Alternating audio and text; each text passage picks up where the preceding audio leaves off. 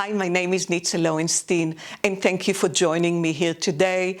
I'm a public speaker, journalist, and historian. And today I'm going to talk about the rise and fall of the Inca Empire. And I'm going to share a little story with you that my love affair with the South American culture started when I was a child. I was reading lots of books, and one of them was Montezuma's Daughter. And I was so excited to hear about and fascinated by the fall of the Aztec Empire and wanted to discover more about their religion and mythology. And that started my journey exploring the indigenous civilizations in South America, the Inca and the Mayas as well. And today we are going to talk about the rise and fall of the Inca Empire, which was the largest empire at the time at pre-Columbian America. We are also going to talk about Machu Picchu. You can see me in the photo a few years ago. I absolutely loved the trip there to Machu Picchu. And the question is, how the Inca civilization became the most powerful empire. They were building cities, highways, controlling 12 million people. They had no money, they didn't use money.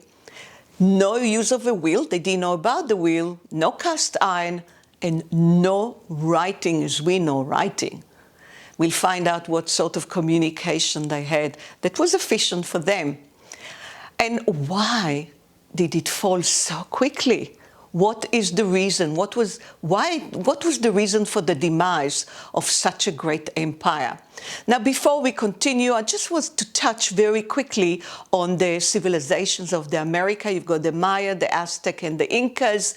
And if you can see on the map, the Aztec were the Valley of Mexico, the Maya in Guatemala, what's today Guatemala, Honduras, and Yucatan, and the Incas, a huge area in Peru, Ecuador, Bolivia, and Chile. Now, you ask, how did humans come to the Americas? That's a very important question. So 25,000 years ago, scientists are telling us that in search of food, they crossed the frozen Bering Strait from Asia to North America, hunting and fishing, and they spread like that into South America. And what made it possible for these three great civilizations to emerge with no connection to the civilizations in the Mediterranean or in Egypt? Well, in each case, the domestication of staple food made it possible.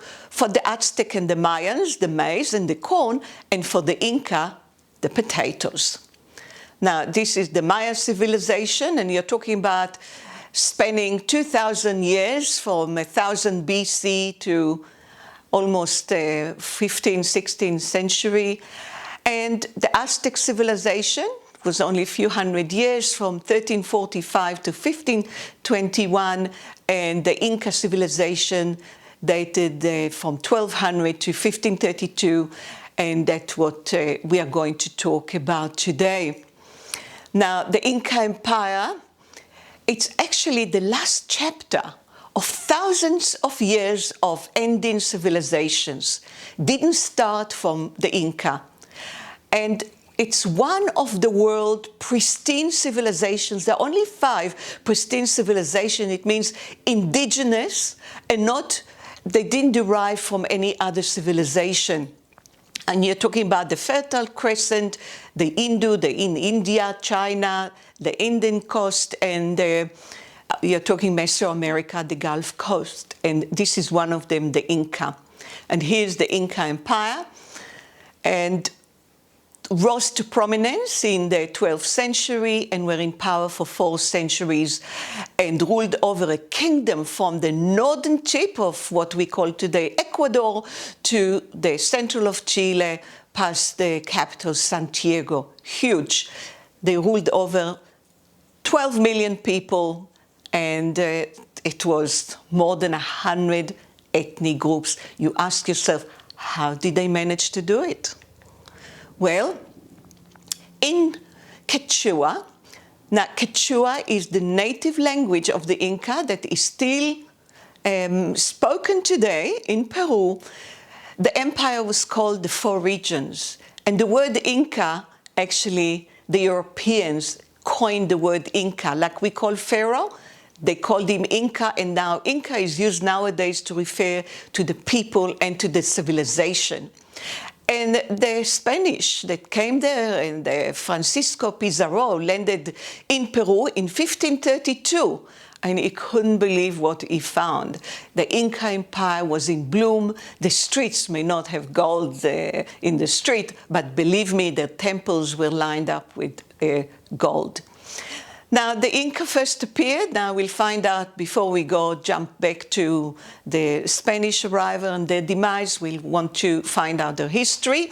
And they appeared first at the Andes region during the 12th century and gradually built a massive kingdom through military strength of their emperors. And they created cohesive state. And how did they do it? First of all, by language. They centralized language, central government, and the religion and spiritual belief system. Remember, I said there were 100 ethnic groups. They spoke 700 languages.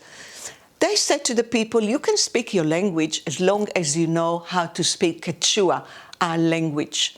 As long as you adopt our God into your pantheon of gods, that's fine with us. And they did it without the use of will, cast iron, or form of writing.